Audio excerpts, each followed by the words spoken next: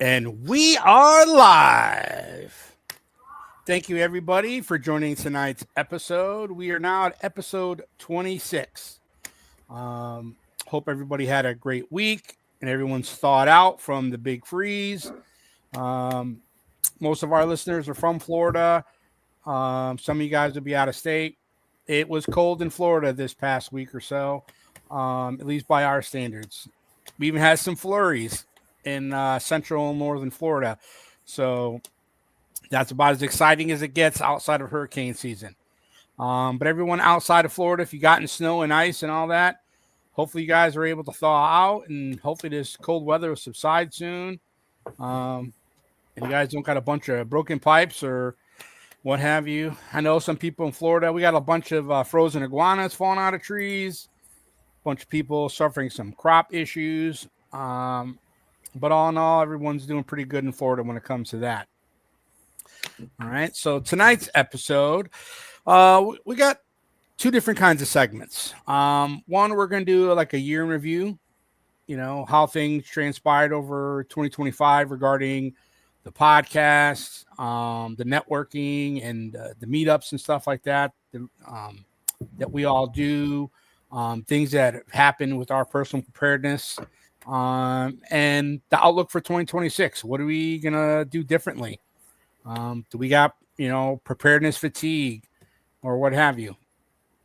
And then the other segment is we're going to delve into current events a little bit, but we're not going to go to the route of picking a side on any particular subject. We're just kind of going to analyze it from 10,000 feet and kind of see what impacts those current events can impact us in our daily lives, and what are some of the things that we have done that could help us prepare to transition through whatever events are happening, stuff like that. So, all right, welcome, Aaron. He just joined the show tonight. Can you hear us, buddy? Yeah, just fine. All right, and we have Pablo as well. Pablo, you can hear us? Yep. All right, awesome. So, Aaron, as you were jumping on, I was just kind of giving an introduction of what we're going to do. Year review, 2025, outlook for 2026. And we're going to delve into some current events, not picking a side, but more about 10,000 overview analysis. How are these events impacting us now, and how could they impact us in 2026, and what we can do to, work through those things. All right. Okay. So, let's see, 2025. Let's start out with, what we liked and we didn't like about 2025 when it came to our preparedness journey. For the people that don't know, for the past couple of years, well, since 2020, I've been organizing meetups. I started originally as small scale, whether it's organizing a hike or a meetup at a restaurant, connecting with people, and that evolved into more topic-oriented categories like, hey, let's have a radio day. And we meet up at one of the county parks, bring our radio gear out, do a little show and tell, demonstrate to people the different equipment. Because some of us have our tech license, some of us have our HF, some don't have any at all. So we would get the, hey, I'm thinking about getting my my general so I could run HF. Let me see what it's like. And, that's one of the first things, if not the first time I met Pablo, was at a radio event, actually. And he brought out his man pack, his HF rig, and that was pretty cool. So that was a lot of fun. But since then, it's evolved into, bigger and more in-depth activities. Once I met Devora, she's been on the podcast a couple times. She came out to a bunch of events out the parks and everything, and then we had access to her ranch. They do weddings out there and concerts and all kinds of stuff like that. So we were able to have bigger activities, bringing more people in from the general public, so we can do medical, teach canning, all kinds of different things. So that was pretty good. And then in 2025, we ended up meeting Sam and Cindy from the Florida Barter Hub, and that was such a great experience. They came out to some of our events. We liked them so much. We started co-hosting events, kind of see if we could do better events together, and that went very well. So you'll see we're the Florida Barter Hat Hub. Um, since we're not a organized group or business or anything like that, it's very loose. We're really just a big network. So we've kind of done more and more things with them. And it's also provided opportunities for us to have additional venues for small group stuff, which I think is the bread and butter when it comes to preparedness versus like a big, event somewhere. You get a couple of people, 5 people, 10 people, and you can do more in-depth things, especially if you're trying to do building a garden or doing things with animals and stuff. You can't bring a bunch of animals out to a county park. So that's been a great experience.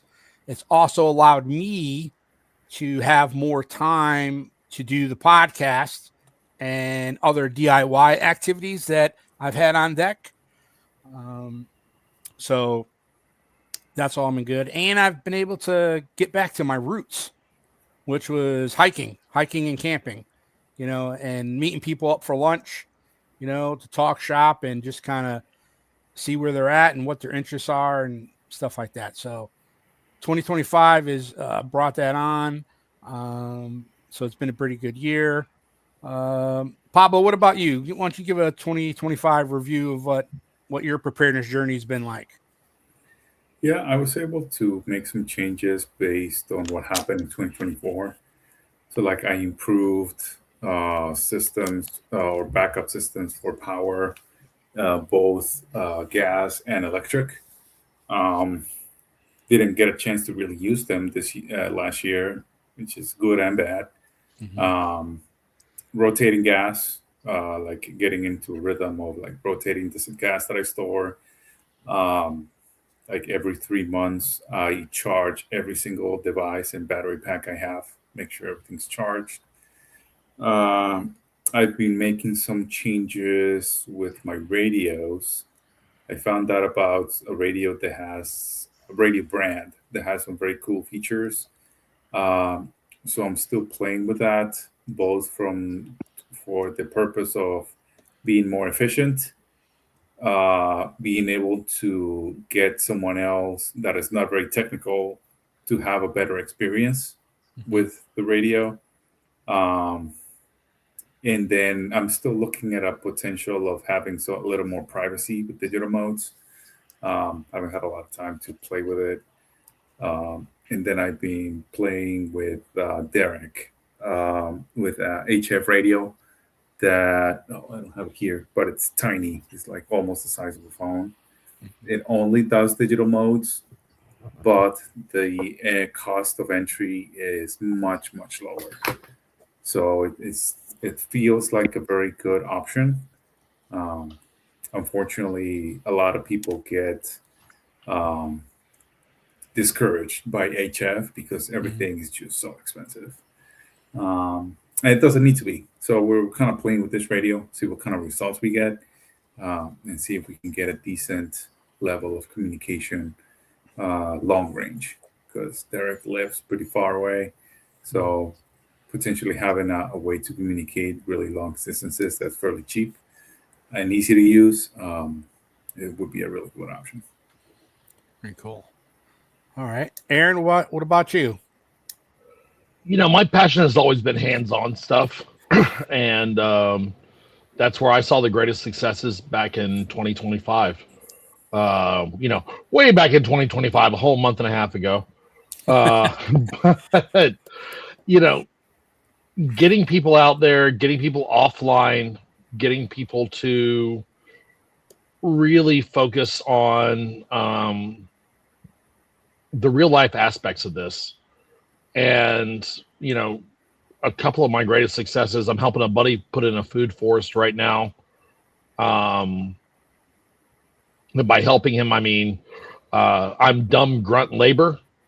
And when I show up, he tells me where to move the shovel or the weed eater or whatever, and I do what he says.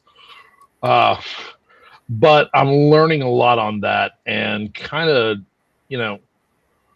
2025 was a lot about getting out of my comfort zone where I've focused on certain aspects of prepping, not intentionally to the exclusion of others, but like you can only do so much with your time. Yeah. So, if I'm going to a couple rifle classes a year and a couple pistol classes and a couple shotgun classes, like, yeah, that's more than most other people are doing. But, if I'm at a 1 in those areas or a 5 in those areas and everybody, like I'm at a 0 in some other areas, I need to fix my deficiencies.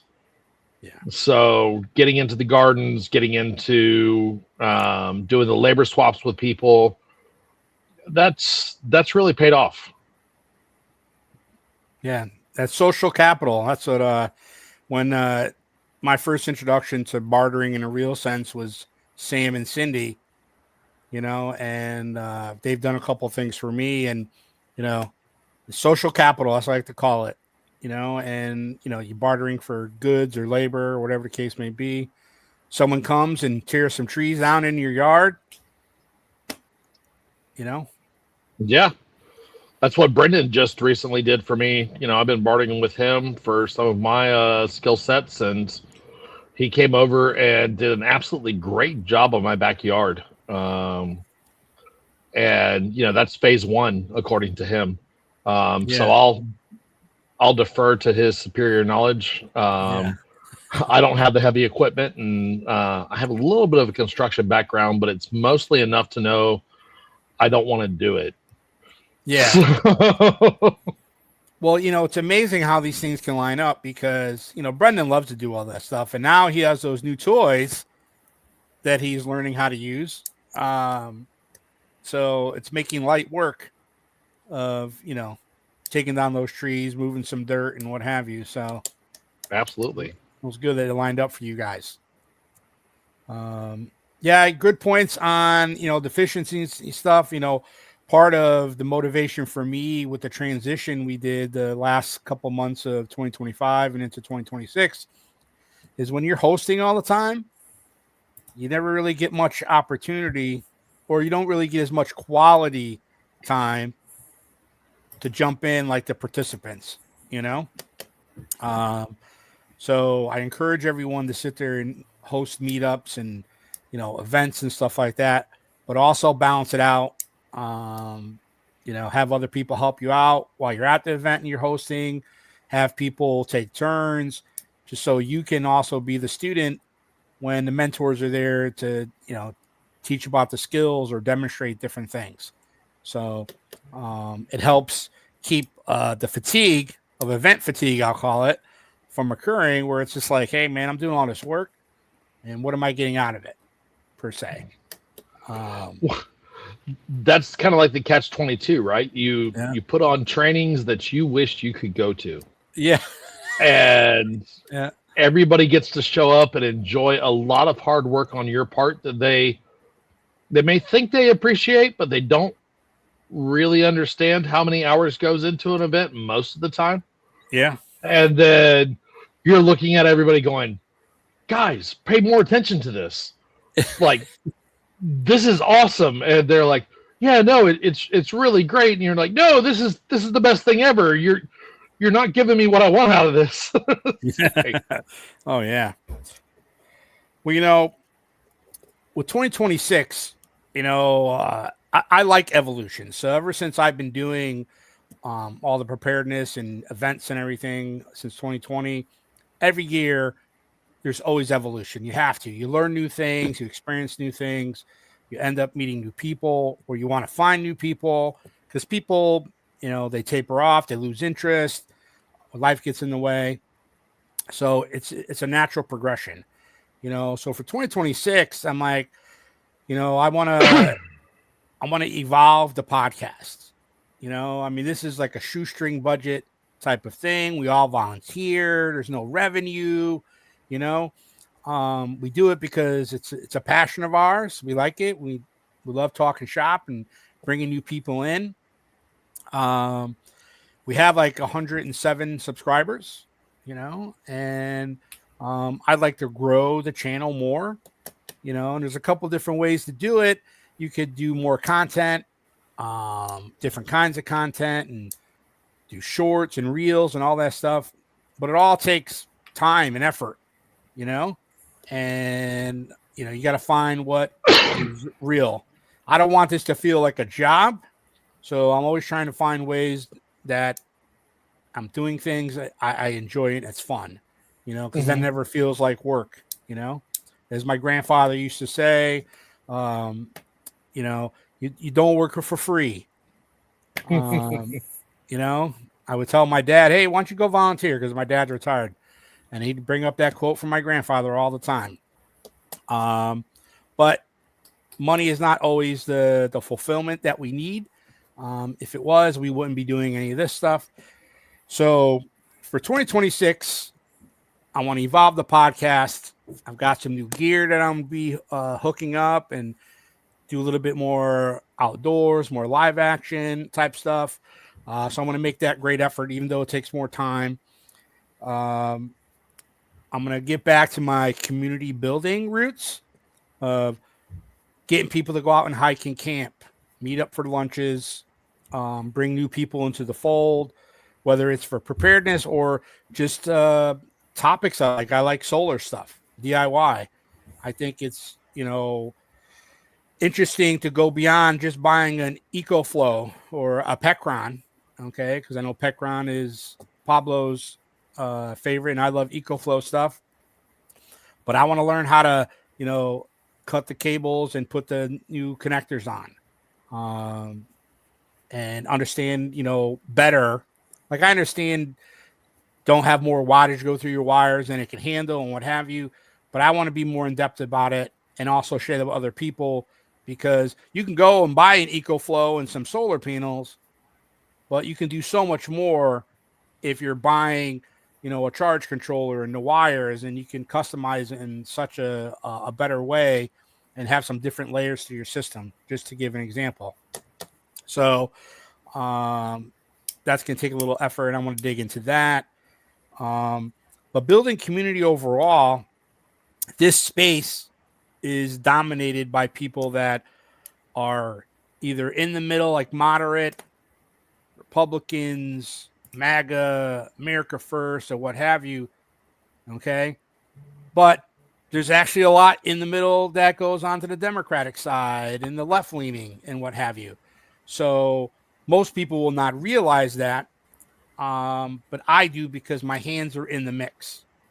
There is at least one Facebook group out there that is called Liberal Preppers. And I post content on there and videos and stuff like that. So, and one thing I've learned is that they're all the same. Okay. All the Facebook groups I'm in preparedness, they're exactly the same. It doesn't matter about liberal or conservative or right or left. Okay. The demographics are all the same. And the only difference is each side has their own boogeyman. Okay. Whether it's Biden or Trump. And it's even down to the point where, government overreach. What Alex Jones and guys like him were touting 10, 15, 20 years ago about government overreach. Now you're seeing that on the left side of the spectrum, saying that, that's happening over here. So my point being is that we have more in common in preparedness than people realize. So one of the pieces of content that I put out on a bunch of different groups, I think like last week, I kind of was like promoting community, and I expressed to people, don't talk about religion and don't talk about politics. You take those two things out of it, then you're going to be hard pressed to sit there and find any reason to not want to interact with the people. That doesn't mean you don't got to believe what you believe. But if you sit there and when you connect with people, whether it's about medical or hiking or camping or canning, you get to know those people on a personal level without a predetermined, stereotype or stigma to it. So then at some point you develop a friendship with somebody and you realize they lean one way or another. It's not going to be as bad. You're like, well, he's got a different opinion than me, or her, whatever the case may be. But these days we're so tribalized that within the preparedness space that we need to, approach it in a different way, And in an emergency, you don't get to choose who's there. You could be out somewhere at a mall and there's an active shooter. Are you going to sit there and worry about if there's a bunch of you in a store hunkering down, whether you're going to go and try to tackle the active shooter or get out? Are you going to be like, how'd you vote? What God do you pray to? You're not, It's just who has the gall to sit there and, hey, let's work together. Boom. That's all that matters. So, let's see. Do more hiking and camping. Get more people involved. That's pretty much my my mindset for 2026. Outside of my personal stuff, get in better shape. But what about you, Aaron? What are you looking forward to in 2026? For this year, I've actually got a couple of guys that I'm working with to try to put some courses together. These are guys that have a great pedigree, Uncle Sam's GWAT Jedi from the Great War on Terror. And they're going to be teaching some stuff that's interesting to me. So it's kind of funny because, like, we had talked about me being an assistant instructor over there, and I was like, I'll put everything together, but I want to take this course. I don't want to assist and instruct on it. Like, I want to be out there on the line shooting. I don't want to watch everybody else having the fun that I specifically wanted to have for myself. Yeah. So that's part of it. One of my major goals this year is to get my freaking ham license. I'm tired of telling people that I'm studying for it. I failed the test once. Full transparency here on the podcast. Late last year, I apparently didn't give it the preparation that it needed, and I bombed it in a spectacular fashion. But I don't really like being beaten by anything, much less inanimate paper. And I think that there's a lot of benefit to going in and, getting your ham license, getting things set up along those lines. Because I'd really like to set up some comms nets for my little group and the guys that, I plan on relying on if stuff hits the fan. I'd really like to be able to talk to them. So, that's kind of right there with my goals right now. So, all right, go. What about you, Pablo? What's 2026 look like for you? Yeah, improving some of the communication aspect, like I mentioned, kind of setting up these new radios and having a more solid plan. Like a few weeks ago when Verizon went down, we had to use the radios and they worked, but we were rusty because, again, we don't use them very much. So trying to improve that a little bit. Also working on fitness and responding under stress. So I'm doing Patriot games in April. And then I did a training event a couple of weekends ago. I'm doing another one next weekend. So putting a little more focus on being able to respond under stress. Yeah. I'm also focusing a little more on food, specifically what I'm eating on a daily basis. But that, like you mentioned on a different podcast, that also goes into what we store long term. Mm-hmm. Because the point for me specifically is to reduce a lot of the carbs that I eat, Mm-hmm. and rely more on things that I make, which is bread. I like to make some butter, um, maybe make some cheese, stuff like that. But then, how does that translate into me actually storing food long term? Like, I'm gonna have to learn how to can, Mm-hmm. so I can store. Like, I make jam, but like I eat it. I don't make a lot, so like I eat it before it goes bad. But then, like, actually learning how to can it so it actually stays there long term. It doesn't have Mm-hmm. to stay in the fridge. Um, yeah, and then it's kind of weird that I have a more resilient system for power, like I said. So like I have it available, but at the same time, I don't want it to get to the point where I need to use it.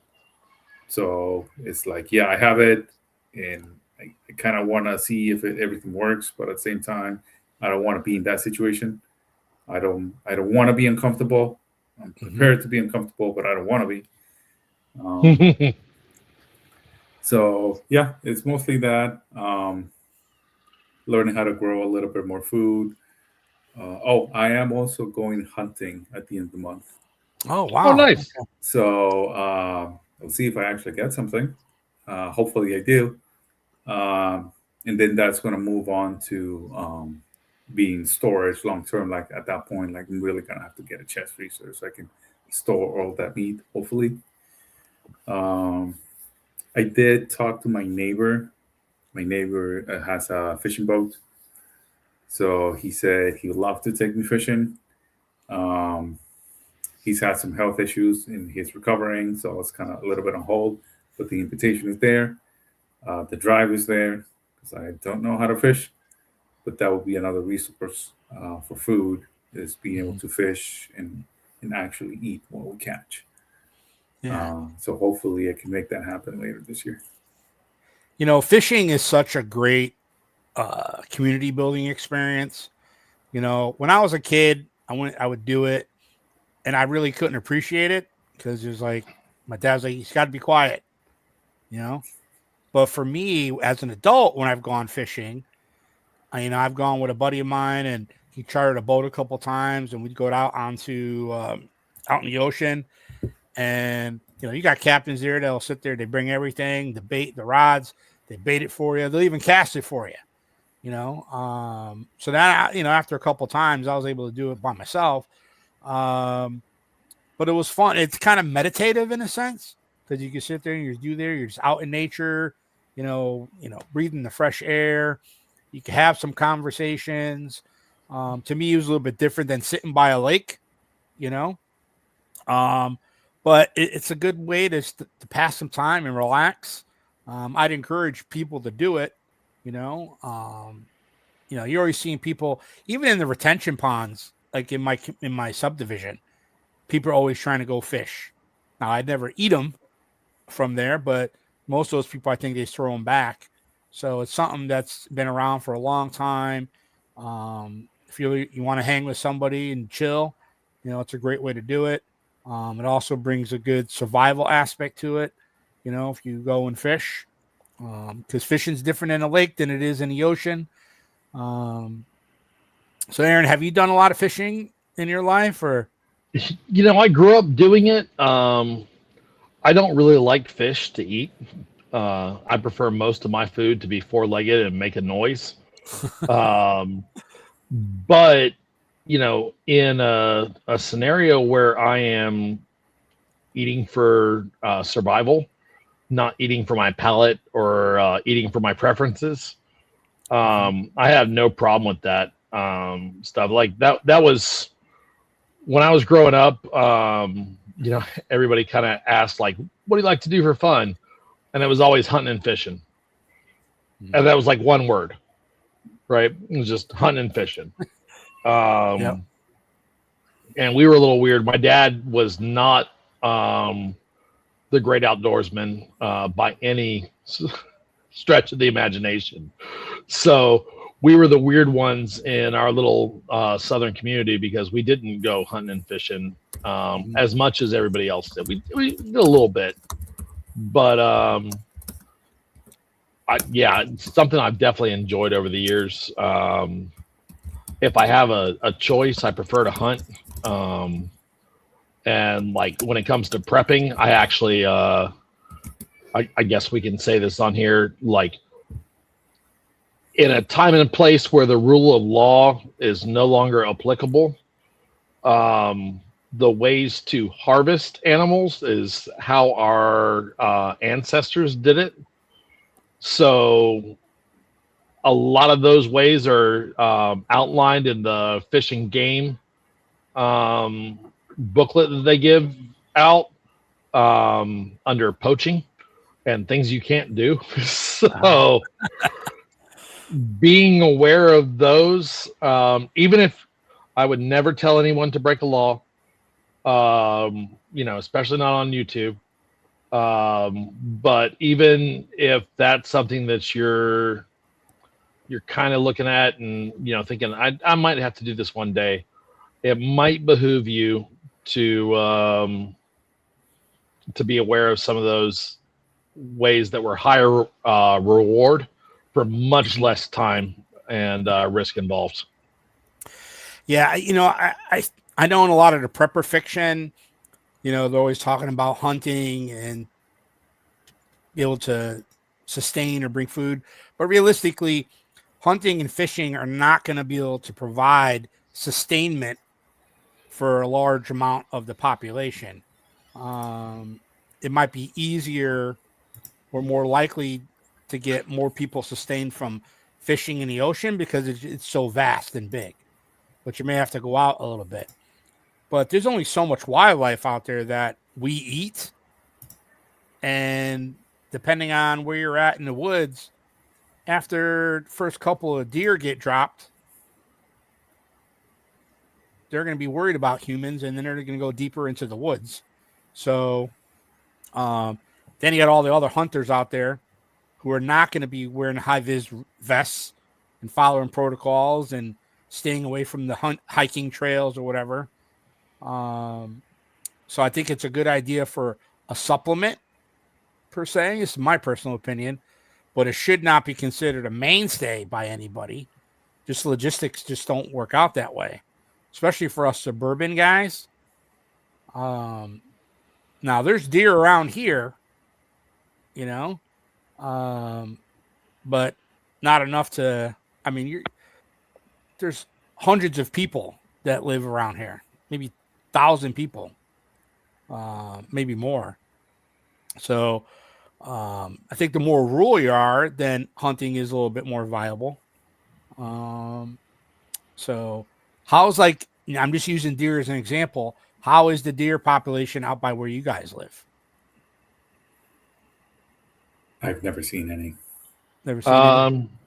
We've got a bunch. So, kind of one of the more cynical things that I've seen with prepping, and, it's something that I think people might pay some attention to, is if you're thinking of hunting and fishing as a mainstay to supplement your food sources that you have at your house, which do you think is easier? For someone to go out and find an animal that's used to living in an urban environment, or, whatever environment that you're in, track it into its own space, kill it, and then bring it successfully back to, your compound or wherever you're living? Or do you think it would just be easier to find it places where hunters enter and exit the woods, and then take from the hunters what they've worked very hard to get? There will be people like that. I'm not one of them, but I'm aware that that is something that could happen. Yeah, they will exist. Well, they exist now, right? Yeah. We call them thieves. We have a bunch of legal definitions for them, and they're very bad people. Yeah. But in a society where whether or not you're a really bad person doesn't really matter. Like, Well, you know, putting back an ample food supply that is healthy or clean, I think is important for most people to do now. Most people don't do it. And, you have some, I mean, you can sit there and whether you go and hunt for it or you go to one of these restaurant places and buy a giant slab of meat, and break it down, you can freeze it, you can can it, you can freeze dry it. Um, each way has its own uniqueness to it.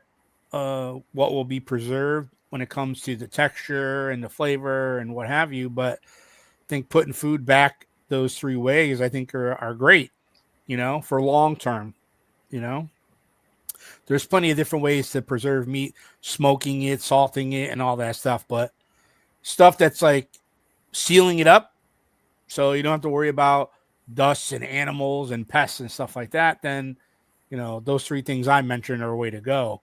I think a lot of the food that gets put back now is not clean eating, very high sodium, high, carbs and calories, and a lot of artificial stuff in there. So, and I've met many people in the preparedness space that have, unique dietary needs, and that's kind of forced them to go to freeze drying because that seemed to be the most effective way for them to put food back. I wouldn't say it's the most economical, but I think the closest you're going to get to real texture and taste and flavor, I think freeze dry is probably the way to go. What do you guys think? Yeah, I mean, I had some freeze dried fruits a few weeks ago, and it was really good, surprisingly. Um, I have stored freeze dried food, like meals. I have tried them, and they don't taste bad. They're not like amazing, but they don't taste bad. Right. But actually freeze drying your own, yeah, I don't know how that would go. Like it might be okay just for Yeah. sustenance, but you still need to enjoy it a little bit. Well, I think some people think that the only options they have is like a pouch of Mountain House or Peak Fuel, where it's like, rice or pasta. I remember on Canadian Prepper, I mean, there's all kinds of, you can freeze dry steak, chicken, I mean, whole pieces of meat. Now, obviously, it's more expensive. But if you have your own freeze dryer, you can get your steaks, you can freeze dry them. But is I've brought up many times about trying to figure out a way of chip in for one and then you lend it out. Freeze dryers are not that mobile, so it's not like you can sit there and just put it in the back of your car like a dehydrator and bring it to Aaron's house and he could use it for 2 weeks.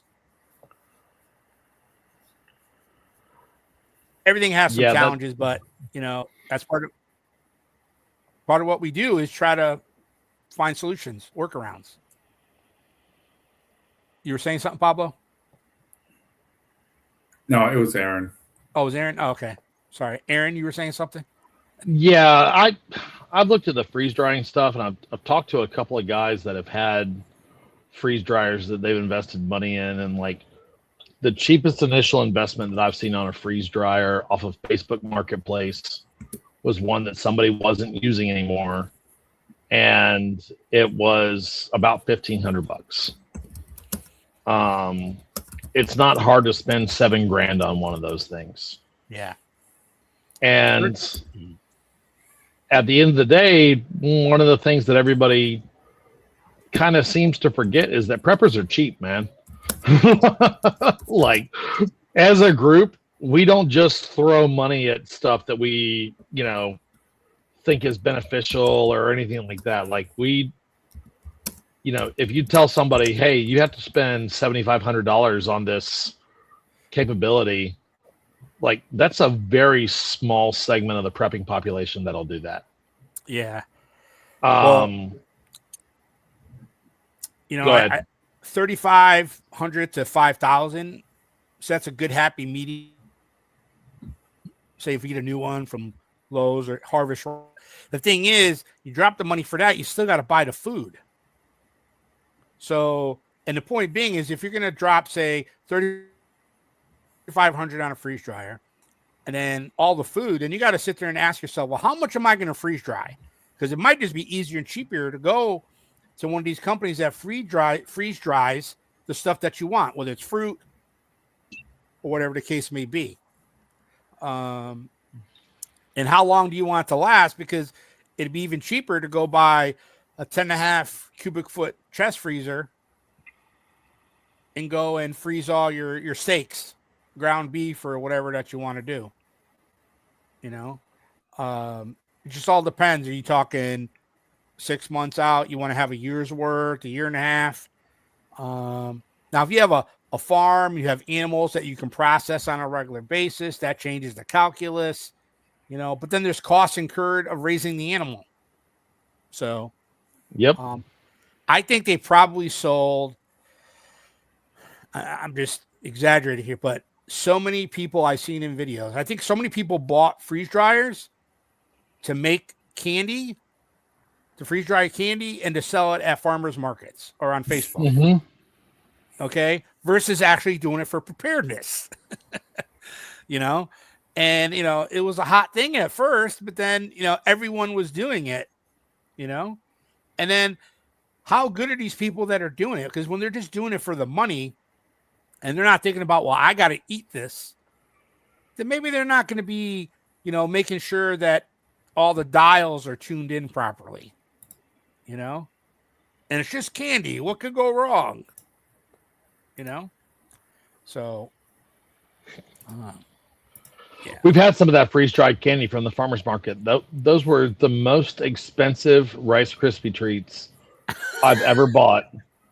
And also, sadly, some of the best Rice Krispie treats I've ever had. Yeah. So, yeah. Well, I think Skittles was probably like the most important, most popular thing that people were doing. But you know, eating clean is something that could be a bridge between in the preparedness space for people that are on different sides of the spectrum. Okay, because eating clean, that's universal between everybody. You know, now whether people want to do it versus the conveniences that we have out there, that's a different story. That's a place where people can come together, and you know, share knowledge and experience with that, growing food, canning, and stuff like that. So I try my mindset to where when I've always had the mindset of being mobile with anything that I do for preparedness. Okay. Because I want to be able to bring it with me if I ever move. But also in, you know, the past, I don't know, year and a half, I could say about a year, I've also tried to add another attribute to it. It's just, can this be used to bring people together to build community? You know, you find that common ground. And I remember one of the first episodes I did with Aaron, we were reviewing, God, what was that book? oh man. Yeah. You're asking for a blast from the past. Yeah. Go ahead. It'll come to us. But the whole point is that book was making its way across. Okay. And it was very trying not to use it was in the isms. Okay. Socialism, communism, kind of wrapped in community and what have you. And there's a lot of good points in there about, you know, helping people, food pantries and stuff like that. All that stuff I was cool with, but all the political rhetoric, it was not something that I was like, no, that's not the way to go. And that being is because I don't like political rhetoric on either side. So I was looking at it through the lens of how do you build community with people and stuff. So, man, what was the point I was getting with that? Let's see here. It'll come back to me. So let's move on for now. Let's see. All right, so let's move on to some current events. All right, I got a list here, and what we'll bring up a topic. We'll talk about how it's impacting, personally, and how about the community at large. So the first one would be this craziness that's going on with the precious metals right now. So I don't know how many people in the audience. I'm sure there's a lot of people that either own gold and silver or wanted to, or were looking to do it. It's been crazy the past, I don't know, month or two. And then these past week where silver alone went $1 million. Sudden last week, bam, it dropped. People that have been stacking, that's, buying metals and just keeping them safe somewhere. It's no big deal because you've probably been doing this for a couple years and you probably bought in the $5, $10, $15, $20, $25 range. And so for it to go up to 50, you're at least doubling or tripling your money, and then let alone going up to 115. So, and a lot of people that buy metals, they're trying to do it for generational wealth, pass it on to their children, or if there's any kind of a financial reset in the future, that their wealth is maintained in the metals, because the fiat currencies, they inflate. So once you get to the other side, you can cash in to get to equivalent fiat currency was, digital or paper or whatever the case may be. I had that mindset. I stacked it. But for what I've seen in the past, my God, 10 years, it's crazy town. It's like anything I based, like I used to be in the stock market back in the day and used to have things run by fundamentals. You could pick stocks, you could over time, just be smart about it. If they had a good business model. Now, everything is speculation. Everything is manipulation, one way or another. So it's like, my God, what would the other side even look like anymore? And in recent years, you've had, whether it's crypto or talk about commodity-backed digital coins or, digital dollars and what have you. So we have no idea what the other side is going to be like. So is it better that you cash in before the reset and get your tangible hard goods that you need? Or do you take the shot and you wait to go to the other side and then trade it in for whatever currency is in place wherever you live? So in that context, guys, why don't you guys give me your thoughts are? Aaron, you want to go first? What, towards stacking precious metals? I mean, we got a little diffused there. Okay, so just like, what are my thoughts on the volatility in the precious metals market? All right, so that's just part of it. So basically, I'm a stacker of precious metals. I don't know if you are or not. Okay, so my mindset when I started metals back, okay, was this would preserve what wealth I have now. Okay, then after any potential reset in the future, I would have these metals to go into the bank and say, okay, give me the value in whatever currency we're using at that point. Mm-hmm. My philosophy has kind of changed now, because when I was doing it originally, I wasn't as in depth into preparedness as I am now when I first started stacking. Okay, so now I'll cash in some or all of my metals for the currency at that time. Do I cash some or all of it now to invest in hard goods, whether it's solar generators, corn, flour, whatever the case may be, that can get me through that transition over to the other side. Does that make sense now? Yeah, it does. I kind of come at it from a little bit of a different perspective, and that's meeting basic minimum standards and thresholds on certain subjects. So if you're stacking a bunch of precious metals and you have zero food production, then you're putting all of your eggs in one basket. Yeah.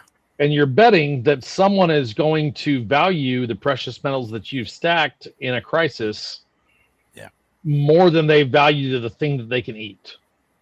If you are, stacking precious metals and you have food production and you don't have a base understanding of, rifle work, pistol work, and the ability to defend what you have, really all you're doing is creating a great supply dump and cash for other people to come along and take what you have.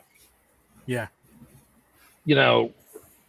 It just kind of goes along the line. And that's where I think a lot of people, specifically ones that are just starting out in prepping, will get into one specific avenue of it, like precious metal stacking or like food production or the tactical aspect, whatever it is, right?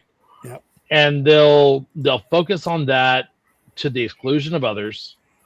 And, it's great to have a hyper level of proficiency in guns or, hyper level tactical proficiency or, a food forest that includes all heirloom plants. You don't have a single GMO thing as far as you can see. But if you're completely lacking in another category that is vital to your survival as a human, most of the time we don't see organisms that specialize surviving very long. Yeah. And that's kind of the whole deal with prepping, right? Is the idea that you're lowering your dependence on others by being self-reliant, by being, prepared. And you're able to kind of push things out to the point where you can look at it and go, man, if the grocery stores shut off tomorrow, I have food and I have water. And I have the ability to keep those things for myself and the people that I love. Doesn't mean I won't share, just means that I will share according to my choice. So that's kind of when I look at a lot of the stackers, and I've met guys that have really focused a lot of their life and their identity on that. And they remind me a lot of my friends who, have about 10 ARs in the house and less than 3 days worth of food. Yeah. And less than 1 day worth of food if you take out their microwave. Yeah. So, it's just a different focus. And that's where I look at it as okay, have you met minimum standard requirements on the 4 basic pillars of prepping before you start stacking? If you have, great. Play the silver market, play the gold market, look at fiat currencies and how they short each other. There's a lot of volatility in there, which means that there's a lot of ways to make money. Yeah. But if you haven't met those basic needs, maybe now would be a better time than later to start looking at them, Yeah. Well, I think, a lot of the guys that have stacked, they're not prepped. And they might want to consider taking some of the cream off of their stack and start laying some for whatever they need. If you got a property and you wanted to do chickens, then take some of that cream and get yourself set up with the chickens. Try to do things that would either be producing aspects, raising animals, growing gardens, or where necessary, then you put back some extra stuff like the food, like you're talking about, some medical supplies, invest in a generator for your house, or get some solar panels. And when I say solar panels, I'm not really one to advocate to put solar panels on top of your roof. That's such a financial, issue for people. Like, I don't have panels on my house. All my solar stuff is mobile. So I can deploy it, whether it's at my house or at a friend's property, out in a park, at a campsite. It doesn't matter. So I think it might be time for the stackers to start, getting some hard goods, especially when we get into some of the other topics we're talking about tonight. Little turbulence in the air might be upon us. So Pablo, what are your thoughts on it?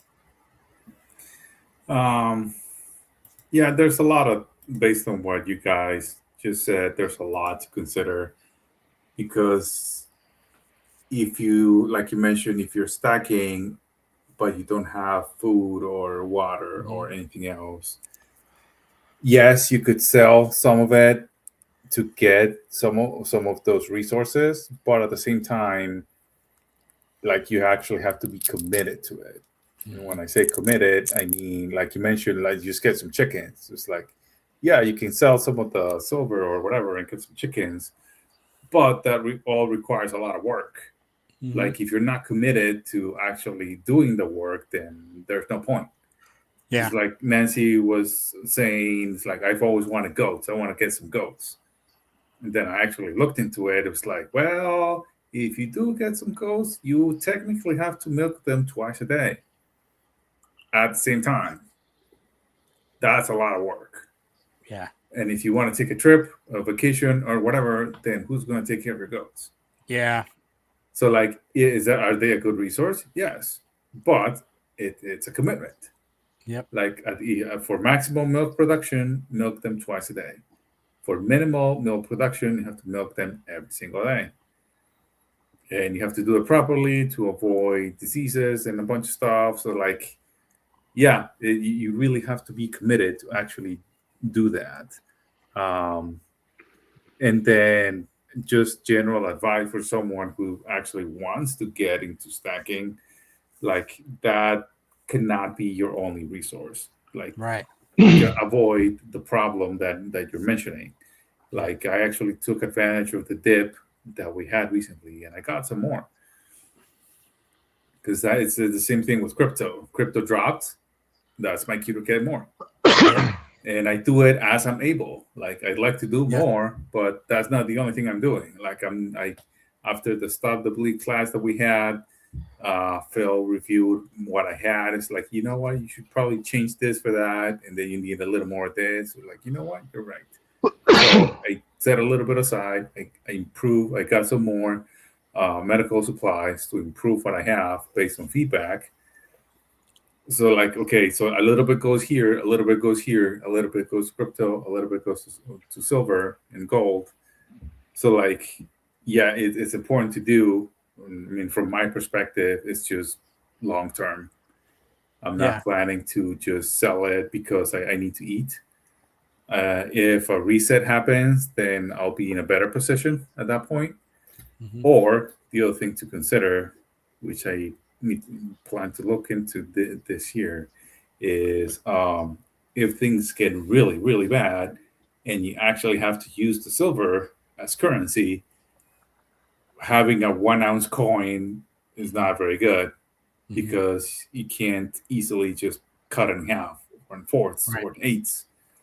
So smelting is something that would be very handy at that point, either to make what you have in smaller pieces, or processing whatever someone else has.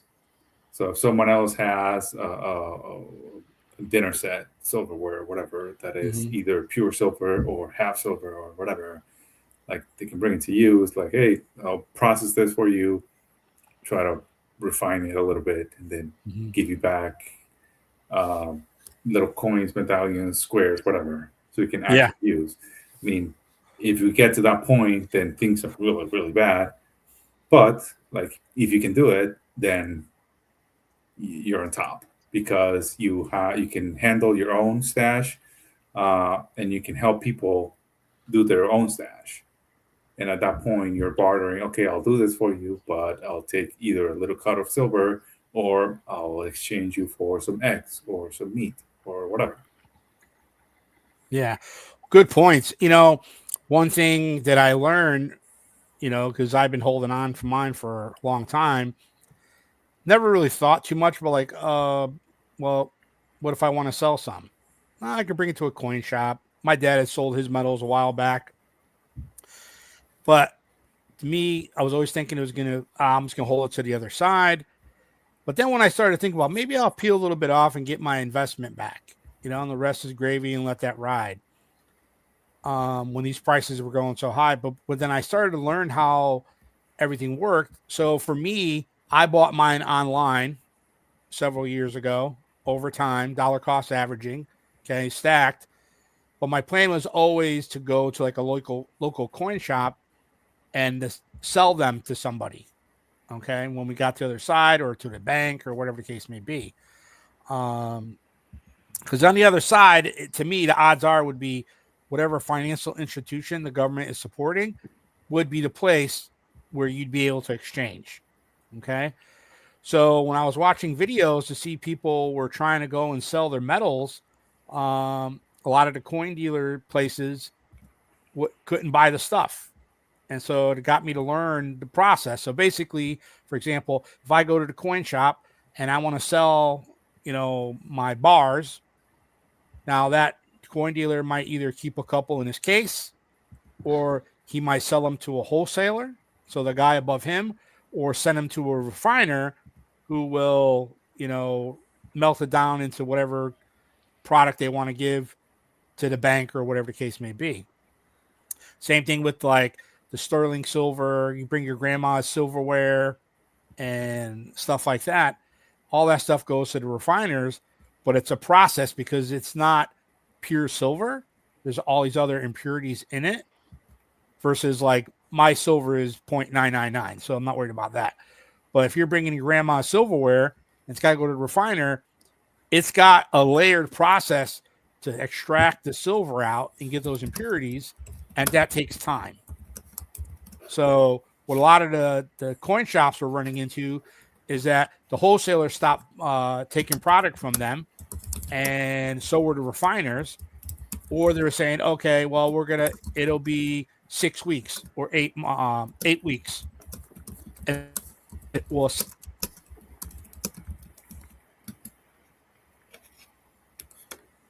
And then from there, so all these local coin shops on cash flow. So they buy stuff and they dump it off and just keep like. Well, so basically the system froze because it's taking from the middle guys and the middle guys. They're trying to sell their metals like silver for $15 and $20 below spot. They're desperate to sell. And they're ripped off based on the spot price. That's the paper price, and it's all. Well, I'd also say, like, there's been a lot of stuff that I've dealt with in Central and South America, where there's more of an informal exchange on precious metals. So you might not have like a gold coin or a silver coin that says 0.999 on it, right? But what you might have is a length of broken chain for your necklace. And you can say, hey, I'll give you 4 links. This, you know, you can test this on site. And, you know, I want that loaf of bread. You know, just using that as an example. Oh, where'd Dominic go? No, he's been having issues. Oh, no. But that was one of the things that I noticed when I was down in South America. And the other thing was like transferring different currencies from one to another. You could often get better rates getting away from the government sponsored currency traders in the airports, especially if you had higher denomination bills. Yeah, they're going to give you the worst rate. Yeah. Well, they're set by the government, and the government benefits on what they're set at, versus your taxi cab driver might be able to hook you up with somebody that if you have a couple $100, he'll give you 30% over. Mm-hmm. Now, that's sketchy to deal with people like that, but, kind of is what it is in those scenarios. Yeah. Yeah, I haven't had a lot to deal with that when I am outside the US. But I always tend to find a place that will give me a better rate if I do need to do a currency exchange. Like if you're really strapped and you really have to, like our airport is like the easiest way to do it. But hopefully, the other thing to consider is aside from precious metals, it might be wise to have a different currency handy. Yep. Because, well, for us specifically, if the dollar keeps going down, the other currency might be more stable. What that currency is, I don't know, but it could still be an option. Yeah, I've looked at using euros.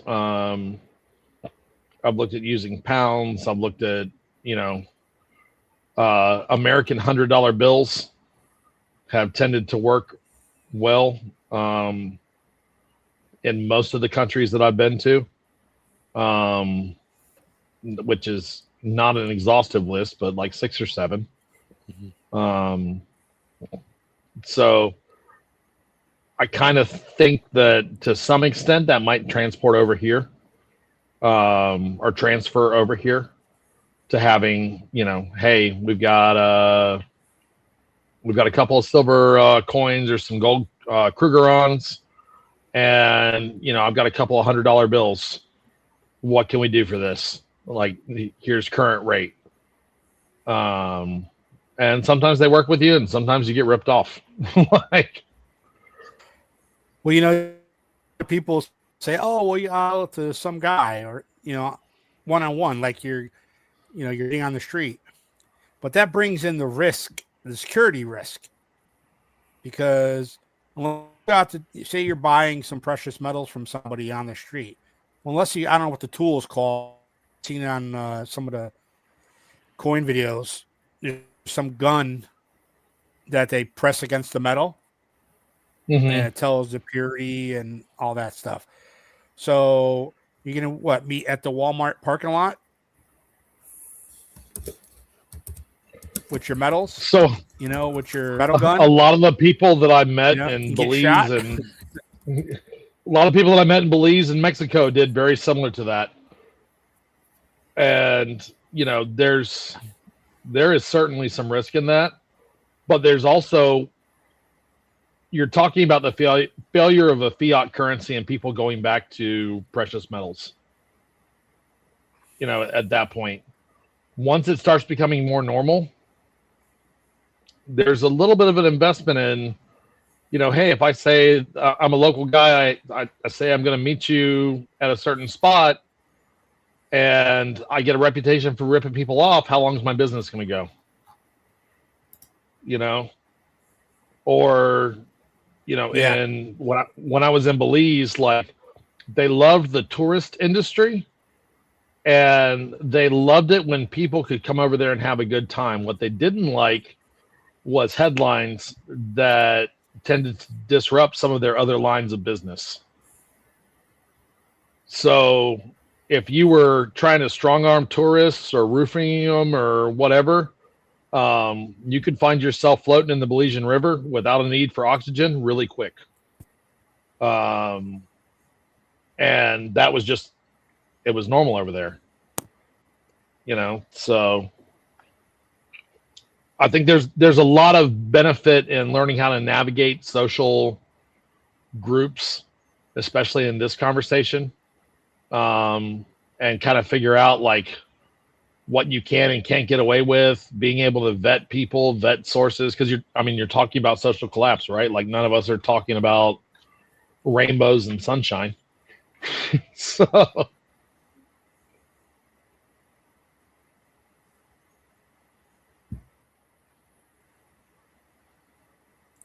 Did he freeze again? I think you did.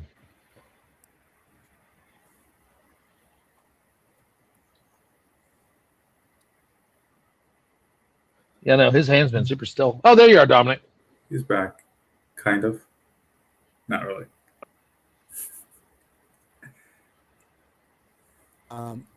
It seems like you guys are still seeing it consistently. Seems to be on my end. Seems to be where all the craziness is happening. Yep. Yeah, it So seems like it. yeah. Now, you know, the youth. I guess when we save this and we do the local, it might clear some of this up, but we're kind of at its mercy right now. So we'll just have to muddle through. So, Aaron, you were talking a bunch, and I was hearing part of it. But I get the gist of what you're saying. I'm always talking a bunch, man. And as long as the audio, yeah.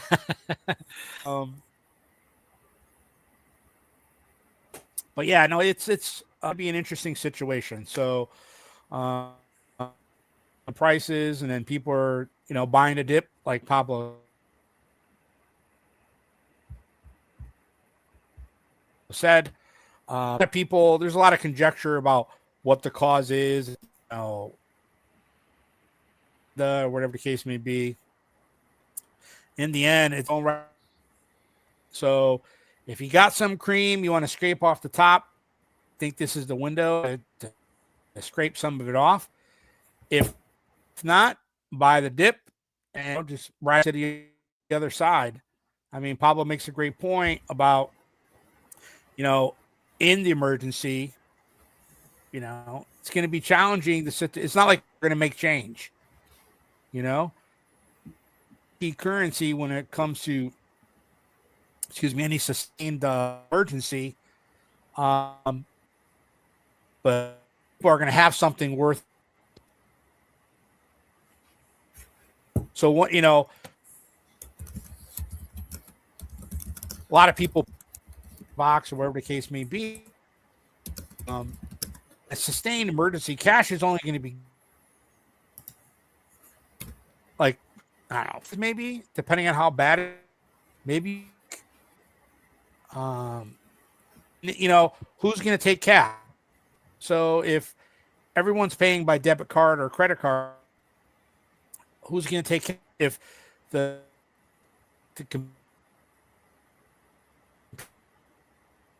are still allowed to take, then they'll take the, and then hopefully the chain is small mom and pops. But if the computers go down, Target and Publix aren't going to sell to anybody. They're probably just shut their doors.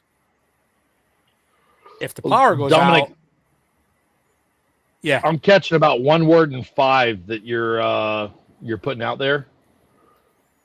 Do we maybe want to put a pin in this one and do a part 2? Yeah, that would be a yes.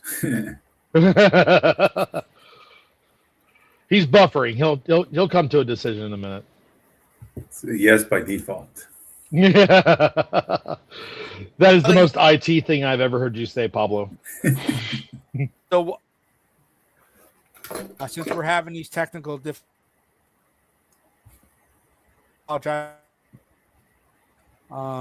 let's put an episode and then continue on the next topic and cover. All right. Aaron? Okay. Yeah, that sounds good. Yeah.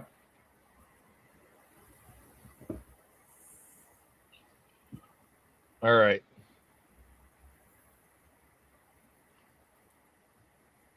Did he hear us? I don't know if he did. Maybe.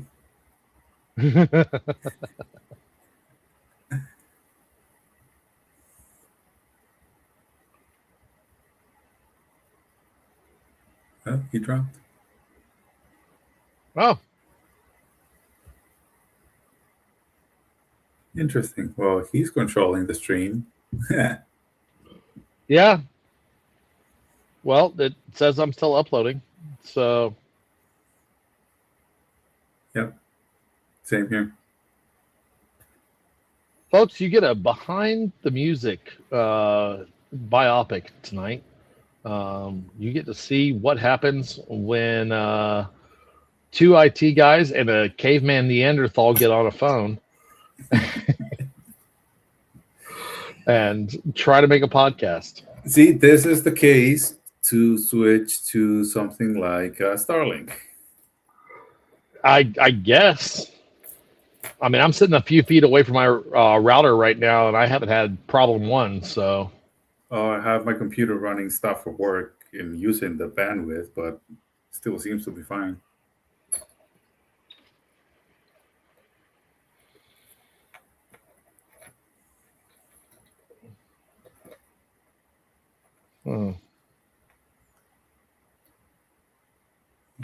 Where is he?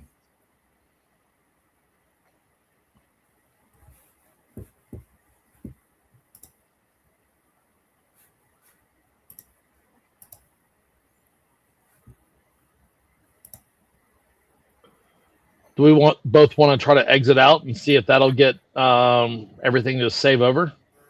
No, he says to hang tight. Okay. I think he's trying to get back in. Yeah. No, I mean, I'm trying to, kind of wrapping it up, at least from my end. So, yeah, for this year, I'm kind of looking forward to going hunting. I've been wanting to do that for a while. I still don't know what to expect. It is a guided hunt, just to get started. Yeah. Because I've always had the questions on where to go, how to find the trails, like how quiet do I need to be, where do I need to set up? Because I see some people sort of like actually finding game within less than 50 yards. And that sounds crazy to me. And I've seen some videos on YouTube. It's like, that's insane. Like, do you have a deer or hog like 20 yards in front of you and trying to actually line up a bow shot or a rifle shot, whatever. So yeah, I've always found that interesting.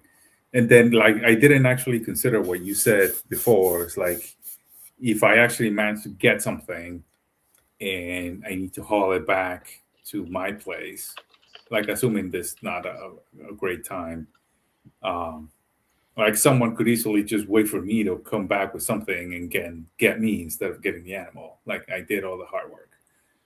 I didn't really think that far ahead. But it is a good point.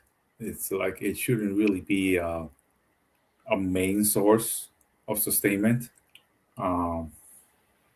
unless you go out like in a group or something. That would be harder to ambush. Well, and that's where there's all kinds of different hunting. I know guys that go up on tree stands. I know guys that actually stalk their prey. I have a couple of buddies of mine that are bow hunters, and for them, a long shot is shot is considered 8 yards. So they get within 8 yards of a deer before they send that arrow, and that's just a phenomenal level of bushcraft that I don't have. I'll be super honest about it. And then I also know guys that, grab a 24 pack of beer and head over to the edges of the road with a spotlight. And, they're basically poachers. So, there's all kinds of different things in between. Yeah, and then there's Brendan, who could probably hunt a deer with a spoon. Yeah. Well, it helps when they're on your property. Yeah, that also helps.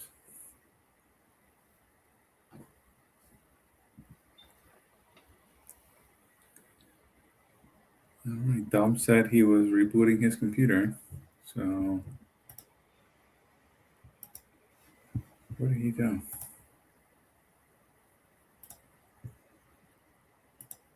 I was getting a bunch of messages from him, and now I can't find them.